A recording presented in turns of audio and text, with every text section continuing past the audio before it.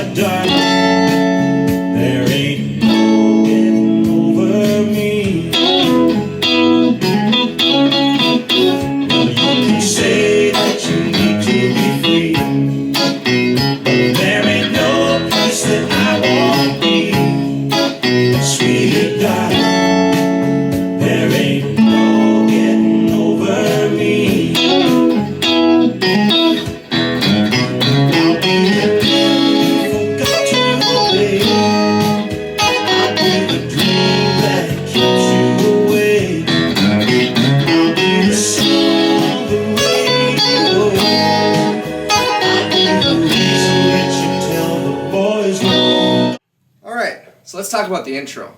We have this riff. So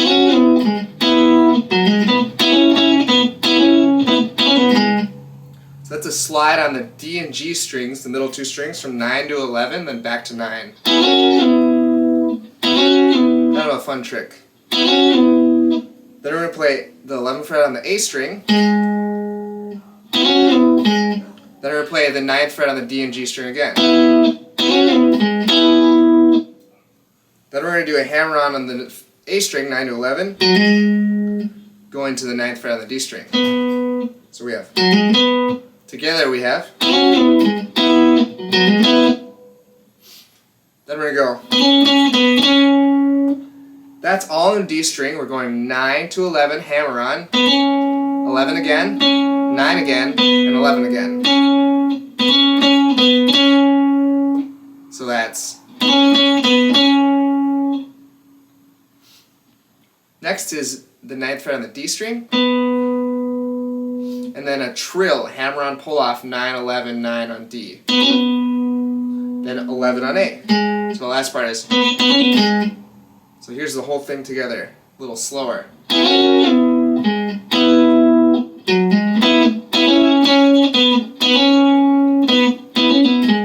that's kind of the theme that's played throughout the piece.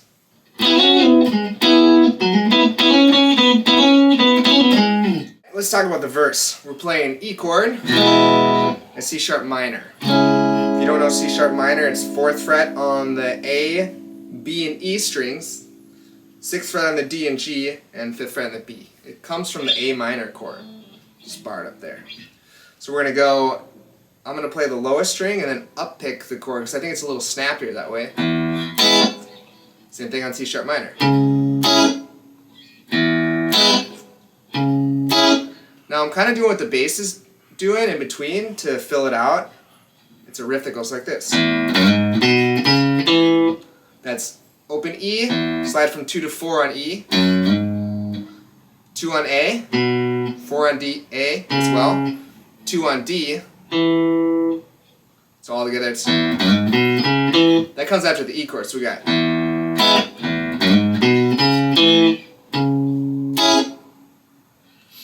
Then I'm going, I think this isn't exactly the bass, it was just kind of what I was feeling similar to.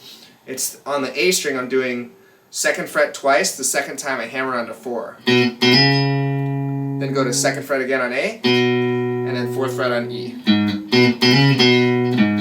So from C sharp minor it goes, and then you start it over. All together, the verse.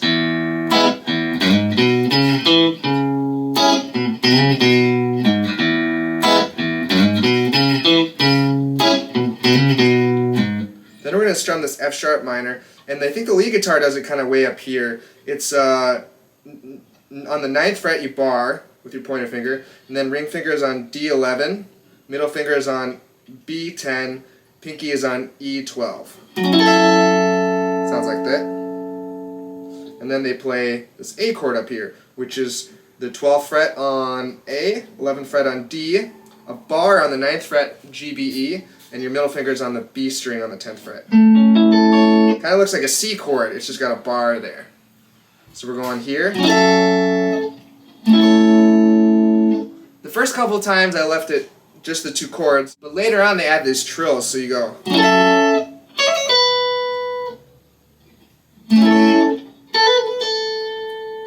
So that trill after the F sharp is 9 to 12, back to 9 on the high E, and then 12th fret on B.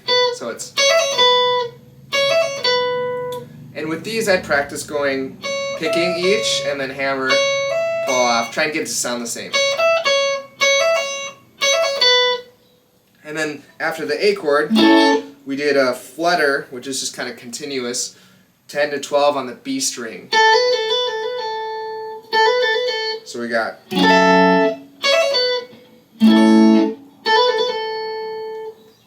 I'll do the whole verse.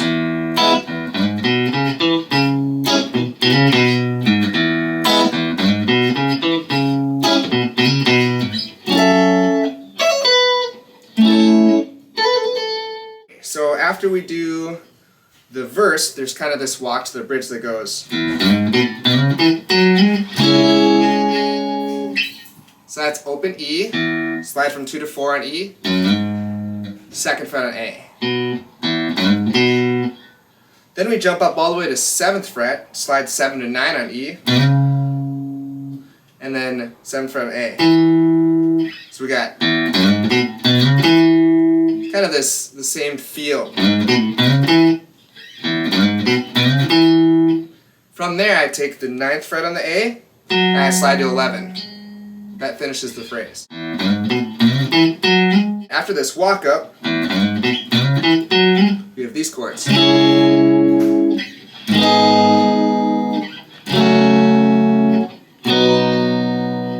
So the first one's C sharp minor. It's like an F bar chord on the 9th fret without your middle finger, makes it minor. Move this shape down to the 4th fret.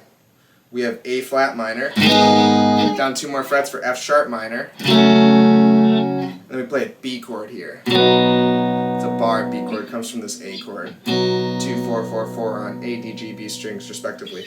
There's this lick in between that's kind of cool. So it goes.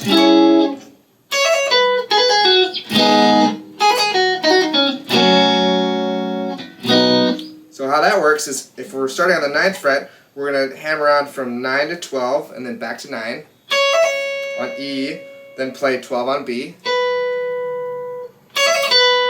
Call that a trill. Then we're going to do a trill from 9 to 12 on the B string, back to 9, and then 11 on G. If you're familiar with the pentatonic scale, that's all in that. So, same exact thing starting on 4. 4 to 7 to 4. 4 to 7 to 4, and then 6. So we got. This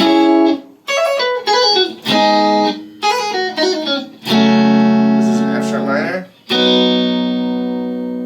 So about halfway through the song, there's a saxophone solo.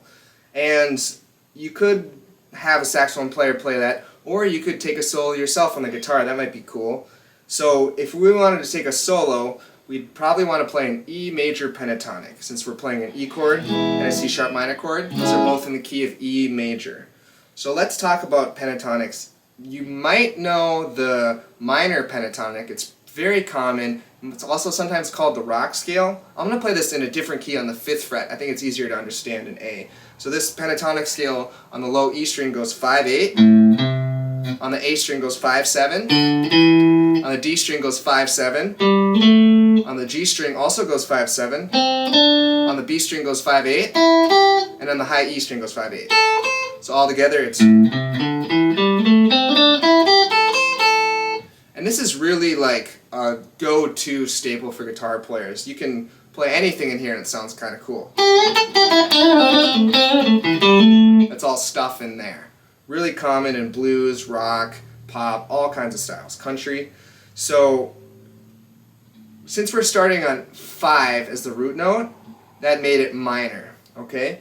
But if you play the same shape up on the 9th fret, so So that's E912, A911, D911, G911, B912, high E912. You play it up there, that's the same key as C sharp minor, also known as E major. So this will sound really good with.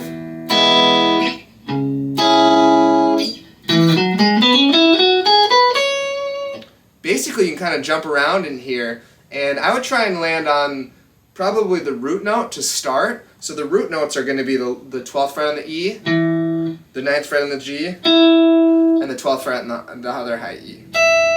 So it's those three, they're octaves. So what I mean by land on them is I'm going to play a couple notes and then stop on that note.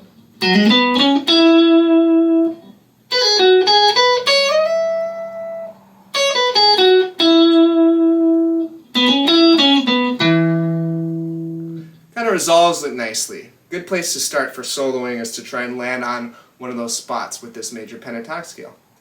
Happy shredding!